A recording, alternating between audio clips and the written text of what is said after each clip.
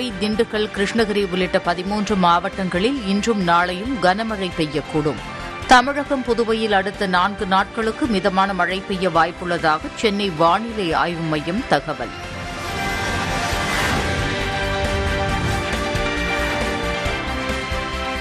சுகாதாரத்துறை செயலாளர் ராதாகிருஷ்ணன் மாவட்ட ஆட்சியர்களுக்கு கடிதம். கொரோனா முன்னெச்சரிக்கை நடவடிக்கைகளை தீவிரப்படுத்த உத்தரவு.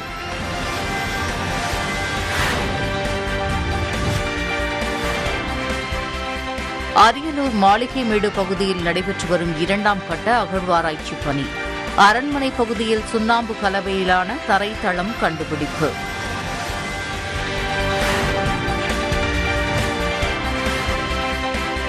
நீலகிரி மாவட்டம் கூடலூரில் பட்டர் ஃப்ரூட் விளைச்சல் அமோகம்.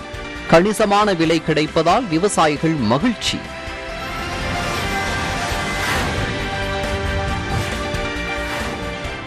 தேனி மாவட்டம் போடியில் பயன்பாடின்றி காட்சிப் பொருளாக காணப்படும் நீர்த்தேக்க தொட்டி கட்டப்பட்டு 10 ஆண்டுகள் ஆகியும் மக்கள் பயன்பாட்டிற்கு வராத அவலம்.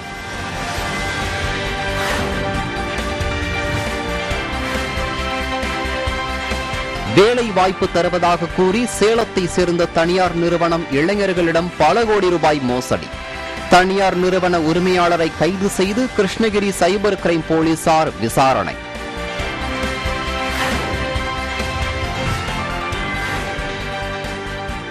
செங்கல்பட்டு நேரடி கொள்முதல் நிலையத்தில் தேங்கி கிடக்கும் நெல் மூட்டைகள் மழையில் நனைந்து வீணாகும் என்பதால் விவசாயிகள் கவலை.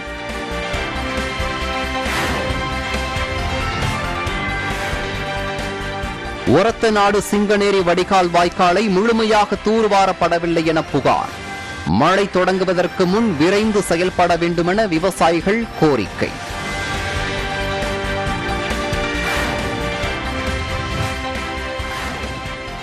மேட்டூர் அனல் மின் நிலைய பாய்லரில் ஏற்பட்ட பழுது காரணமாக நிறுத்தப்பட்ட மின் உற்பத்தி. பழுது நீக்கப்பட்டதைத் தொடர்ந்து மின் உற்பத்தி மீண்டும் தொடக்கம்.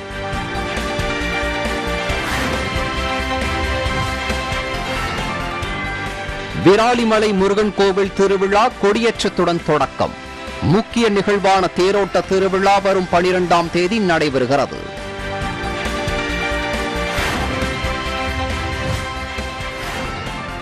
கேலோ இந்தியா யூத் விளையாட்டுப் போட்டிகள் ஹரியானா மாநிலம் பஞ்ச்குலாவில் தொடக்கம். 2200 பெண்கள் உள்பட 4700 வீரர்கள் பங்கேற்பு.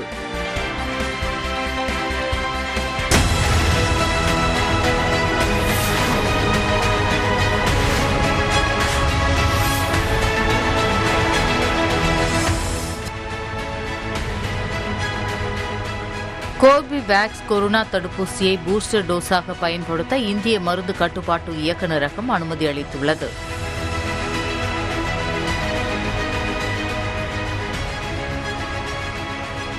உத்தரப்பிரதேச மாநிலம் ஹாபூர் நகரில் உள்ள தொழிற்சாலையில் கொதிகலன் வெடித்து சிதறியதில் 9 பேர் உயிரிழந்தனர். 15 நபர்கள் படுகாயமடைந்தனர்.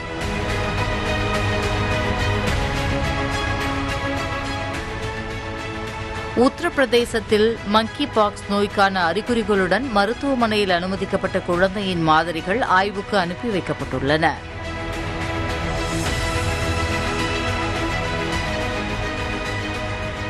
ஜம்மு காஷ்மீரின் அனந்தநாக் மாவட்டத்தில் பாதுகாப்பு படையினர் நடத்திய துப்பாக்கிச் சூட்டில் ஹிஸ்புல் முஜாஹிதீன் பயங்கரவாத அமைப்பின் தளபதி சுட்டுக் கொல்லப்பட்டார்.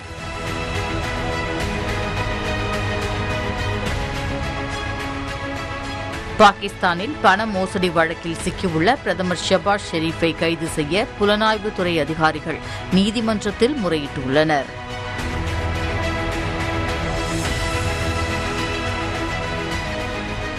விண்வெளி நிலையத்தை கட்டமைக்கும் பணிகளில் கவனம் செலுத்தி வரும் சீனா அந்த பணிகளை முடிக்க 3 விண்வெளி வீரர்கள் அடங்கிய குழுவை விண்ணுக்கு இன்று அனுப்ப உள்ளது.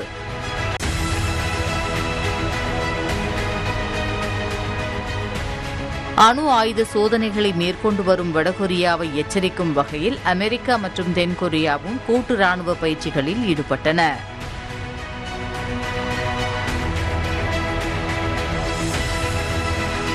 இலங்கையில் அடுத்த சில மாதங்களில் கடும் உணவு பஞ்சம் ஏற்படக்கூடும் என அந்நாட்டு பிரதமர் ரணில் விக்ரமசிங்கே எச்சரிக்கை விடுத்துள்ளார்.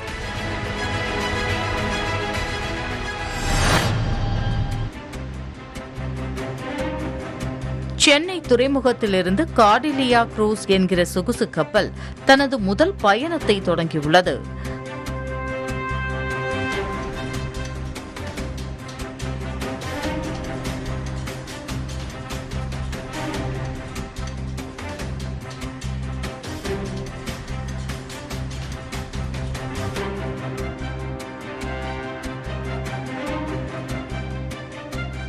பத்து அடுக்குகள் கொண்ட இந்த சொகுசு கப்பலில் உணவகங்கள், ஸ்பாக்கள் என 5 நட்சத்திர விடுதியை போன்று அனைத்து வசதிகளும் உள்ளன. மேலும் கப்பலில் பயணிகளை மகிழ்விக்கும் வகையில் இசை நிகழ்ச்சிகள், நடன நிகழ்ச்சிகள், மேஜிக் நிகழ்ச்சிகள் போன்ற வசதிகள் ஏற்பாடு செய்யப்பட்டுள்ளன.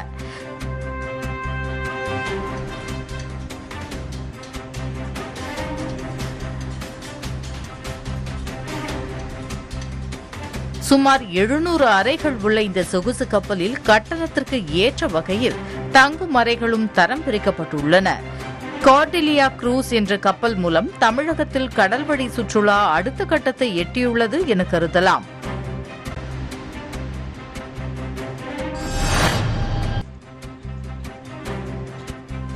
அரியலூர் மாவட்டம் ஜெயங்கொண்டம் அருகே உள்ள கங்கைகொண்ட சோழபுரம் மாளிகைமேடு பகுதியில் தமிழ்நாடு தொல்லியல் துறை சார்பில் 2ஆம் கட்ட அகழ்வாராய்ச்சி பணிகள் நடந்து வருகின்றன. இந்நிலையில் அந்த பகுதியில் தற்போது சுண்ணாம்பு கலவையிலான தரைத்தளம் மற்றும் 34 அடுக்கு உள்ள செங்கல் சுவரும் கண்டுபிடிக்கப்பட்டுள்ளன.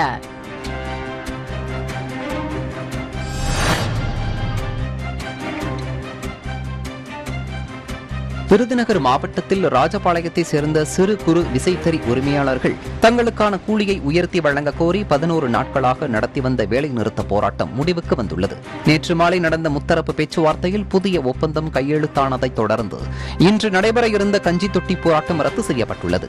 6 ஊடை கொண்ட 16 மீட்டர் பீஸ் ஒன்றுக்கு ரூபாய் 24.48 ஊதியம் பெற்று வந்த நிலையில் இந்த வருடம் 13.5 பைசா கூலி உயர்வு விகிதாச்சாரப்படி ரூபாய் 26.64 அடுத்த வருடம் 9 பைசா கூலி உயர்வு விகிதாச்சாரப்படி ரூபாய் 28.08 3ஆம் ஆண்டு 9 பைசா கூலி உயர்வு விகிதாச்சாரப்படி ரூபாய் 29.52 வழங்கவும் ஒப்பந்தம் கையெழுத்தானது.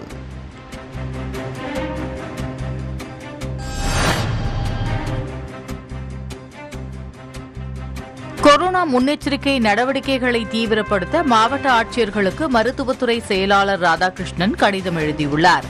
அதில் தற்போது கொரோனா தொற்று உறுதியாகும் சதவீதம் 0.52 0.73% அதிகரித்துள்ளது என்றும் இவற்றை கருத்தில் கொண்டு தமிழகத்தில் முன்னெச்சரிக்கை நடவடிக்கைகளான பரிசோதனைகளை அதிகரித்தல், கூட்டு தொற்றுகளை கண்டறிந்து கட்டுப்படுத்துதல், தடுப்பூசி ஆகியவற்றை தொடர்ந்து மேற்கொள்ள வேண்டும் என ராதாகிருஷ்ணன் வலியுறுத்தியுள்ளார்.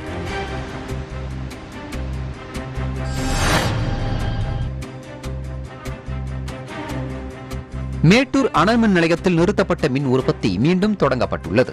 மேட்டூரில் தலா 210 மெகாவாட் வீதம் மின் உற்பத்தி செய்யக்கூடிய 4 அலகுகளை கொண்ட 840 மெகாவாட் அனல்மின் நிலையமும் 600 மெகாவாட் மின் உற்பத்தி செய்யக்கூடிய மற்றொரு அனல்மின் நிலையமும் இயங்கி வருகிறது. கடந்த 2ஆம் தேதி 840 மெகாவாட் அனல்மின் நிலையத்தில் உள்ள 4வது அலகில் பாய்லர் டியூப் பஞ்சர் காரணமாக 210 மெகாவாட் மின் உற்பத்தி பாதித்தது. இந்நிலையில் பழுதுகள் சரி செய்யப்பட்டு நேற்று மாலை முதல் மீண்டும் மின் உற்பத்தி தொடங்கப்பட்டுள்ளது.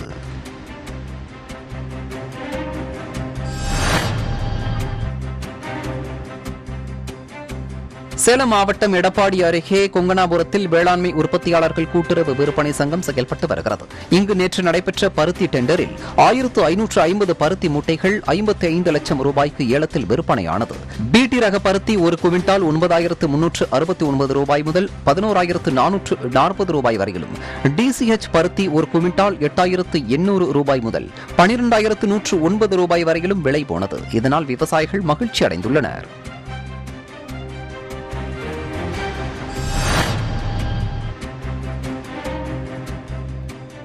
தமிழகம் புதுவையில் அடுத்த 4 நாட்களுக்கு மிதமான மழை பெய்யக்கூடும் என சென்னை வானிலை ஆய்வு மையம் தெரிவித்துள்ளது. தென்மேற்கு வங்கக்கடல் மேல் நிலவும் வளிமண்டல கீழடுக்கு சுழற்சி மற்றும் வெப்பச்சலனம் காரணமாக நீலகிரி, கோயம்புத்தூர், திருப்பூர், தேனி, திண்டுக்கல், ஈரோடு, கிருஷ்ணகிரி, தருமபுரி, சேலம், நாமக்கல், திருப்பத்தூர், வேலூர் மற்றும் திருவண்ணாமலை ஆகிய 13 மாவட்டங்களில் கனமழை பெய்யக்கூடும் என தெரிவிக்கப்பட்டுள்ளது. சென்னையை பொறுத்தவரை வானம் மேகமூட்டத்துடன் காணப்படும் என்றும் நகரின் ஒரு சில பகுதிகளில் மழை பெய்யக்கூடும் எனவும் சென்னை வானிலை ஆய்வு மையம் தெரிவித்துள்ளது.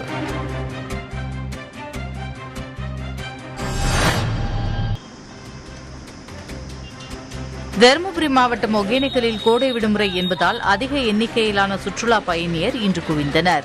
அருவியில் குளிக்கவும் பரிசல் சவாரி செய்வதற்கும் கர்நாடகா, கேரளா, ஆந்திரா உள்ளிட்ட மாநிலங்களில் இருந்தும் ஏராளமான சுற்றுலா பயணியர் வந்தனர். இதனால் அங்கு சுற்றுலா தொழிலை நம்பியிருக்கும் பரிசல் ஓட்டிகள் மகிழ்ச்சியடைந்தனர்.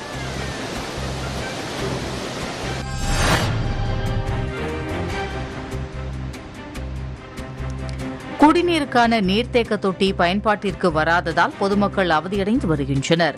தேனி மாவட்டம் போடி ஊராட்சி ஒன்றியம் அணைக்கரைப்பட்டி ஊராட்சிக்கு உட்பட்டது சன்னாசிபுரம் மலை கிராமம். சுமார் 200க்கும் மேற்பட்ட குடும்பங்கள் வசித்து வரும் இங்கு குடிநீருக்கான தரைமட்ட நீர்த்தேக்க தொட்டி கட்டப்பட்டு 10 ஆண்டிற்கும் மேலாகியும் குடிநீர் குழாய் இணைப்பு அமைக்கப்படாததால் தொட்டியில் நீரை சேமிக்க முடியாமல் காட்சி பொருளாக உள்ளது. இதனால் அந்த பகுதி மக்கள் குடிநீருக்காக சிரமம் அடைந்து வருகின்றனர். எனவே ஊராட்சி நிர்வாகம் இந்த தொட்டியை பயன்பாட்டிற்கு கொண்டுவர நடவடிக்கை எடுக்க வேண்டும் என அந்த பகுதி மக்கள் கோரிக்கை விடுத்துள்ளனர்.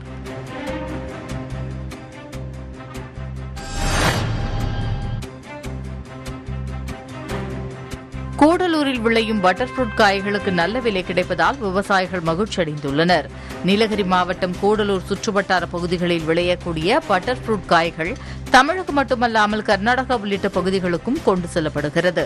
இந்நிலையில் தற்போது பட்டர் ஃப்ரூட் காய்களுக்கு தேவை அதிகரித்துள்ளதால் கிலோவிற்கு 100 ரூபாய் வரை விலை போகிறது. இதனால் விவசாயிகள் மகிழ்ச்சியடைந்துள்ளனர்.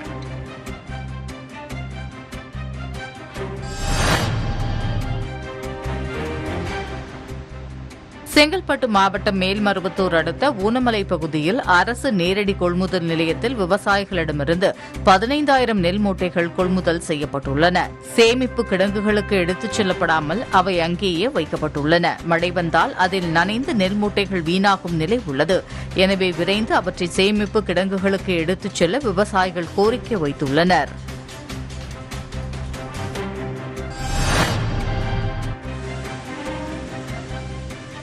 நீலகிரி மாவட்டத்தில் தேயிலை விவசாயத்தை நம்பி ஆயிரக்கணக்கான விவசாயிகள் உள்ளனர்.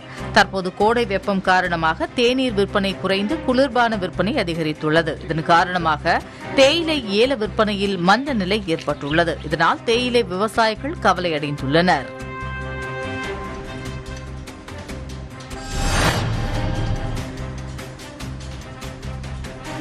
சிவகங்கை மாவட்டத்தில் திருபுவனம், கானூர் உள்ளிட்ட பகுதிகளில் 1500 ஏக்கரில் வாழை பயிரிடப்படுகிறது.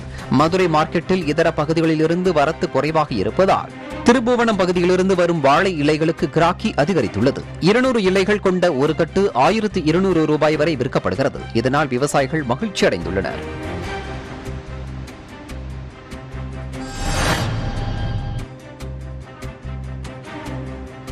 குப்பைகளை தனித்தனியாக தரம் பிரிக்க வேண்டும் என வலியுறுத்தி விழிப்புணர்வு பேரணி நடைபெற்றது.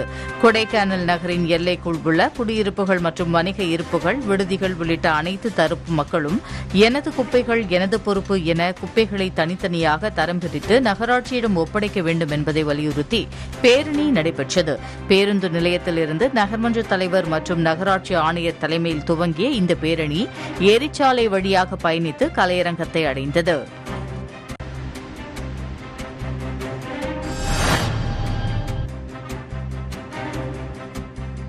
நூற்றாண்டு பழமை வாய்ந்த சேலம் அம்மாப்பேட்டை மேல்நிலைப் பள்ளியில் கடந்த 1972ஆம் ஆண்டு பயின்ற மாணவ மாணவியர் சந்திப்பு நிகழ்ச்சி நடைபெற்றது. பொன்விழா ஆண்டு கொண்டாட்டமாக நடைபெற்ற நிகழ்ச்சியில் முன்னாள் மாணவர்களின் அடையாளமாக கல்வெட்டு திறந்து வைக்கப்பட்டது. தொடர்ந்து பள்ளியின் முன்னாள் ஆசிரியர்கள் வரவழைக்கப்பட்டு கௌரவிக்கப்பட்டனர். இந்நிகழ்வில் கலந்து கொண்ட முன்னாள் மாணவர்கள் தங்களின் அனுபவங்களை பகிர்ந்து கொண்டனர்.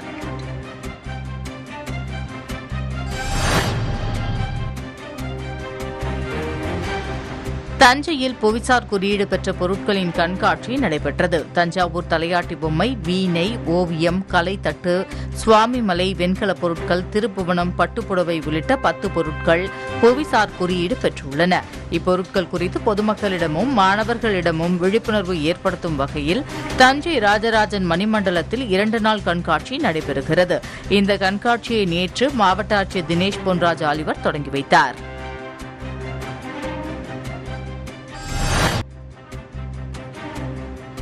மேட்டூர் அருகே புதுச்சாம்பள்ளி மற்றும் கருமலைக்கூடல் பகுதியில் வெறிபிடித்த நாய் கடித்ததில் 3 சிறுவர்கள் உட்பட 10க்கும் மேற்பட்டவர்கள் காயமடைந்துள்ளனர்.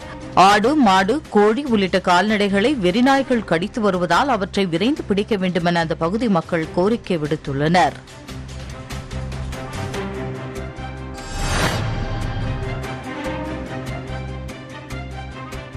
குறுவை சாகுபடிக்காக மேட்டூர் அணை திறப்பதற்கு முன்பாக தஞ்சை மாவட்டத்தில் 21 கோடி ரூபாய் மதிப்பில் 170 பணிகள் மேற்கொள்ளப்பட்டன. எனினும் பல பகுதிகளில் வடிகால் வாய்க்கால்கள் முறையாக தூர்வாரப்படாமல் இருந்து வருகிறது. அறுவடை நேரத்தில் மழை பெய்தால் பயிர்கள் நீரில் மூழ்கும் நிலை உள்ளது. எனவே விரைந்து வாய்க்கால்களை முழுமையாக தூர்வார கோரி விவசாயிகள் கோரிக்கை வைத்துள்ளனர்.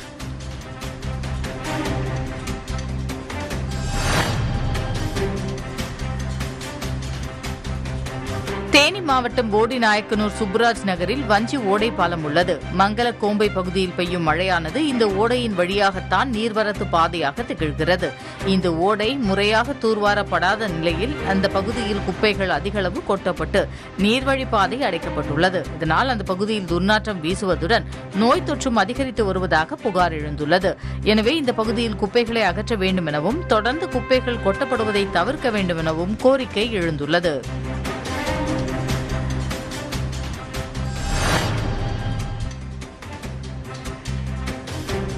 புதுச்சேரி மாநிலம் காரைக்கால் மாவட்டத்தில் தென்னிந்திய அளவிலான மாபெரும் குங்ஃபூ தற்காப்பு கலை போட்டி நடைபெறுகிறது. புதுச்சேரி மாநில போக்குவரத்து துறை அமைச்சர் சந்திர பிரியங்கா துவக்கி வைத்த இந்த போட்டியில் பல்வேறு மாநிலங்களில் இருந்து 150க்கும் மேற்பட்ட வீரர்கள், வீராங்கனைகள் பங்கேற்றுள்ளனர்.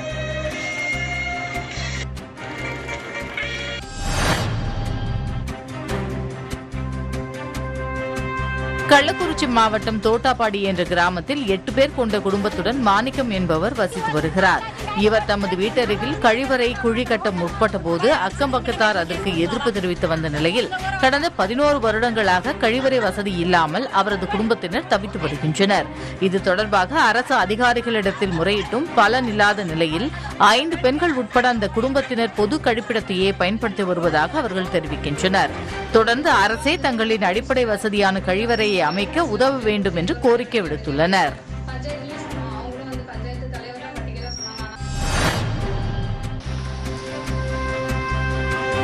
சென்னை விமான நிலையத்திற்கு துபாயில் இருந்து வந்த விமானத்தை சுங்கத்துறை அதிகாரிகள் சோதனையிட்டதில் விமான கழிவறையில் 9 கிலோ தங்கம் இருப்பது கண்டறியப்பட்டுள்ளது. கைப்பற்றப்பட்டுள்ள தங்கத்தின் மதிப்பு சுமார் 4 கோடி ரூபாய்க்கு மேல் இருக்கலாம் என கணக்கிடப்பட்டுள்ளது. இதுகுறித்து வழக்கு பதிவு செய்துள்ள காவல்துறையினர் விசாரணை மேற்கொண்டு வருகின்றனர்.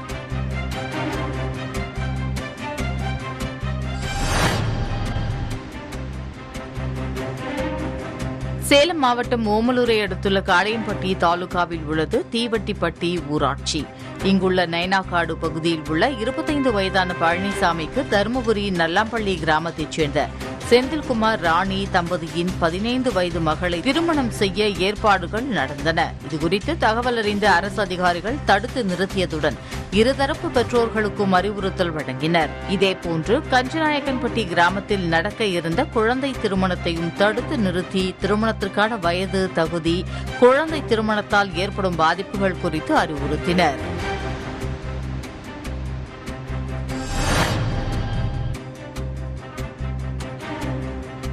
புதுக்கோட்டை திருக்கட்டளை சாலையில் உள்ள சுமார் 13 ஏக்கர் பரப்பளவில் நகராட்சிக்கு சொந்தமான குப்பை கிடங்கு உள்ளது. இந்த பகுதியில் எதிர்பாராத விதமாக தீப்பிடித்ததில் இந்த பகுதி முழுவதும் புகை பரவி பொதுமக்கள், வாகன ஓட்டிகள் அவதியடைந்தனர். தகவல் அறிந்து வந்த தீயணைப்புத் துறையினர் நீண்ட நேரம் போராடி தீயை அணைத்தனர். இதற்கிடையில் அந்த பகுதியில் இருக்கும் குப்பை கிடங்கை அகற்றி வேறு இடத்திற்கு மாற்ற கோரிக்கை விடுக்கப்பட்டுள்ளது.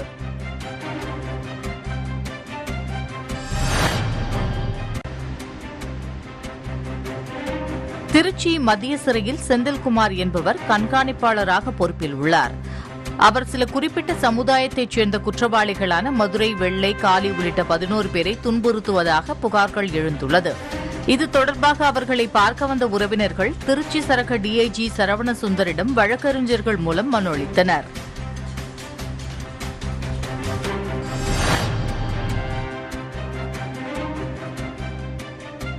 கடலூர் மாவட்டம் நெய்வேலி என்எல்சி இந்தியா நிறுவனத்தில் மத்திய நிலக்கரி சுரங்கத்துறை அமைச்சர் பிரகலாத் ஜோஷி ஆய்வு மேற்கொண்டார். பின்னர் செய்தியாளர்களை சந்தித்த அவர் கடந்த 8 ஆண்டுகளில் என்எல்சி இந்தியா நிறுவனத்தின் மின் உற்பத்தி திறன் 2740 மெகாவாட்டிலிருந்து 6061 மெகாவாட்டாக இரட்டிப்பாக்கப்பட்டுள்ளது என தெரிவித்தார். மேலும் இந்தியாவில் 1 ஜிகாவாட் திறனுடைய சூரிய மின் நிலையத்தை நிறுவிய முதல் மத்திய பொதுத்துறை நிறுவனம் என்ற பெருமையை என்எல்சி நிறுவனம் பெற்றுள்ளது எனவும் அவர் குறிப்பிட்டார்.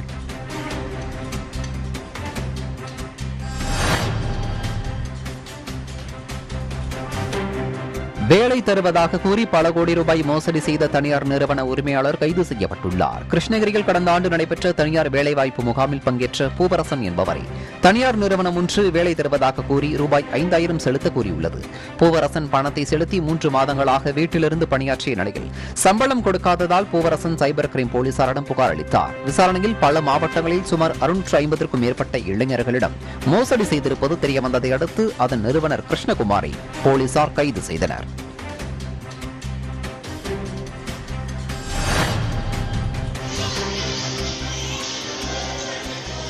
திருக்கோவிலூரில் மாநில அளவில் சிலம்பக்குழு போட்டிகள் நடைபெற்றன. கள்ளக்குறிச்சி மாவட்டம் திருக்கோவிலூரில் சிலம்பக்கலை அறக்கட்டளை, Sivam martial arts, fine arts academy, martial arts academy, Apoorva academy இணைந்து பல்வேறு மாவட்டங்களில் இருந்து பள்ளி மாணவ மாணவிகள் தேர்வு செய்து மாபெரும் சிலம்பக்குழு போட்டிகளை நடத்தியது. இதில் 200க்கும் மேற்பட்ட மாணவ மாணவிகள் கலந்து கொண்டு தங்களது திறமைகளை வெளிப்படுத்தினர். வெற்றி பெற்ற மாணவ மாணவிகளுக்கு பரிசு தொகை, விருதுகள் மற்றும் சான்றிதழ்கள் வழங்கப்பட்டன.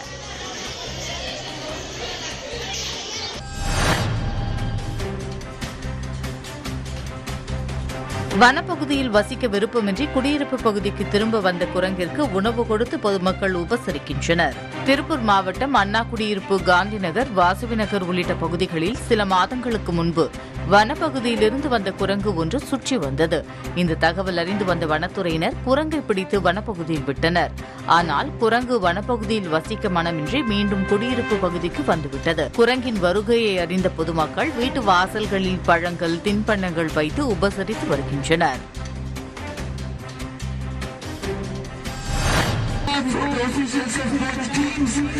நீலகிரி மாவட்டம் கூடலூர் அருகே உள்ள தாலூர் பகுதியில் மாநில அளவிலான கால்பந்து போட்டி நடத்தப்பட்டு வருகிறது. இப்போட்டியில் தமிழக காவல்துறை அணி, கேரள காவல்துறை அணி, கேரள மின்வாரி அணி, கோவலம் FC அணி உள்ளிட்ட 8 அணிகள் பங்கேற்றுள்ளன. அதேபோல 17 வயதுக்கு உட்பட்டோருக்கான கால்பந்து போட்டியில் துபாய், லட்சத்தீவு அணி உள்ளிட்ட அணிகள் பங்கேற்றுள்ளன. விறுவிறுப்பாக நடைபெற்ற போட்டியை இந்திய அணியின் முன்னாள் கால்பந்து வீரர் IM விஜயன் கண்டு ரசித்தார்.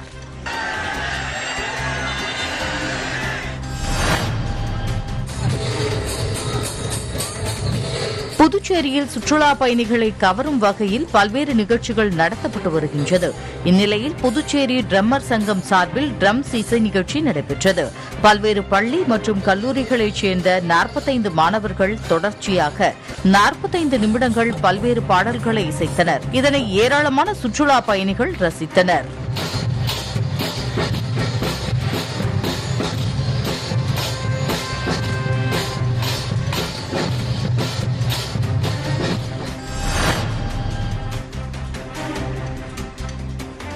புதுக்கோட்டை மாவட்டத்தில் உள்ள பிரசித்தி பெற்ற விராலிமலை முருகன் கோவில் திருவிழா கொடியேற்றத்துடன் வெகு விமர்சையாக தொடங்கியது. விழாவின் முக்கிய நிகழ்வான தேரோட்ட திருவிழா வரும் 12ஆம் தேதி நடைபெறவுள்ளது.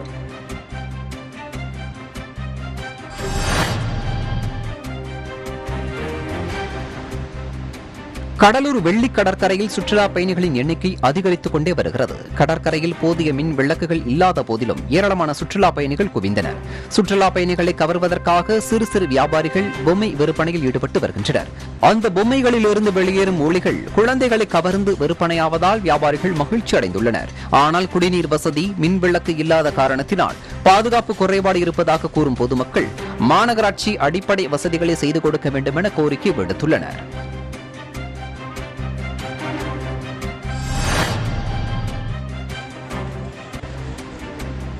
பிரபல பின்னணி பாடகர் பாடும் நிலா பாலுவின் 76வது பிறந்த நாளான நேற்று கொண்டாடப்பட்டது. இந்த நிலையில் அவர் அடக்கம் செய்யப்பட்ட பண்ணை வீட்டில் 6 டன் எடையுள்ள ஒரே கல்லில் அவரது உருவம், பாரிஜாத மரம், ஸ்லோகம் ஆகியவை செதுக்கப்பட்ட சமாதியை அவரது மகன் SPB சரண் திறந்து வைக்க அவரது குடும்பத்தினர் உட்பட அனைவரும் அஞ்சலி செலுத்தினர். இந்த நிலையில் அவருக்கு அஞ்சலி செலுத்த சென்னை, மும்பை உள்ளிட்ட நகரங்களில் இருந்தும் மஸ்கட் உள்ளிட்ட நாடுகளில் இருந்தும் வந்திருந்த ரசிகர்கள் அவரது நினைவிடத்தில் SPB போல் பாடல் பாடியும் எஸ்பிபியின் உருவத்தை பச்சை குத்தியும் நினைவஞ்சலி செலுத்தினர்.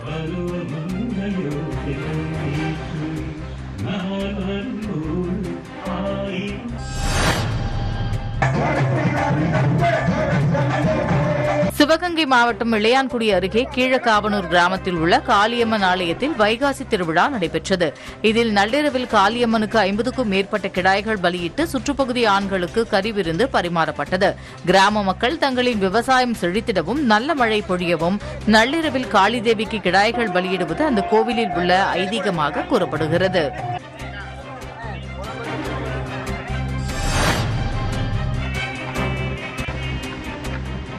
காரைக்குறிச்சி கிராமத்தில் 49ஆம் ஆண்டு காளியம்மன் திருநடன உற்சவ விழா நடைபெற்றது. அரியலூர் மாவட்டம் காரைக்குறிச்சி கிராமத்தில் கடந்த 1ஆம் தேதி தொடங்கிய திருவிழாவில் படகுகள் குழி எழுப்பும் நிகழ்வு நடைபெற்று காளியம்மன் வீடு வீடாக சென்று பக்தர்களுக்கு அருள் பாலித்தார். இதனையடுத்து மயானத்திற்கு இழுக்கும் நிகழ்வு நடைபெற்ற நிலையில் தொடர்ந்து காளியம்மன் மீண்டும் கோவிலுக்கு செல்லும் விழா நடைபெற்றது.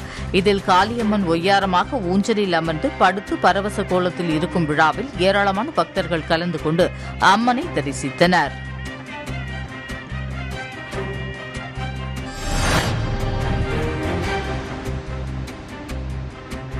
நெல்லை மாவட்டம் பணகுடி அருகே நீண்ட நாட்களாக நிறுத்தி வைக்கப்பட்டிருந்த காருக்குள் விளையாடச் சென்ற 3 குழந்தைகள் வெளியில் வர முடியாமல் மூச்சு திணறி உயிரிழந்தனர். நீண்ட நேரமாக காணாததால் குழந்தைகளை தேடி வந்த பெற்றோர் உயிருக்கு போராடிய நிலையில் 3வரையும் மீட்டனர். தொடர்ந்து மருத்துவமனைக்கு கொண்டு சென்ற நிலையில் அக்குழந்தைகளை பரிசோதித்த மருத்துவர்கள் குழந்தைகள் உயிரிழந்ததாக தெரிவித்ததை தொடர்ந்து போலீசார் வழக்கு பதிவு செய்து விசாரணை மேற்கொண்டு வருகின்றனர்.